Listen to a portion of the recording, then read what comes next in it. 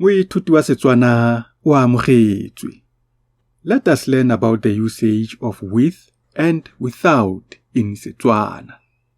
How do we use these ways to show that you are using something to do an action? For instance, unlocking the door with a key. Here you are using the key to do the action of unlocking. Before going too deep, let us translate these terms with and without to Setswana.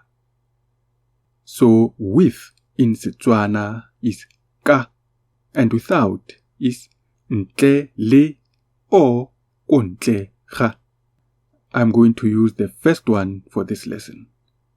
Let's quickly look at these examples to make sense of it all. Example 1. John o notlolola mojako ka senotlolo. John unlocks the door with a key. John o notlolola mojako ntle le senotlolo. John unlocks the door without a key. Bana ba ja ka maswana. Children eat with spoons.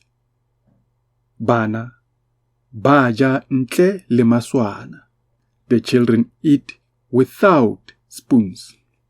Nka aga ka ditena. I can build with bricks. Nka aga ntle le ditena.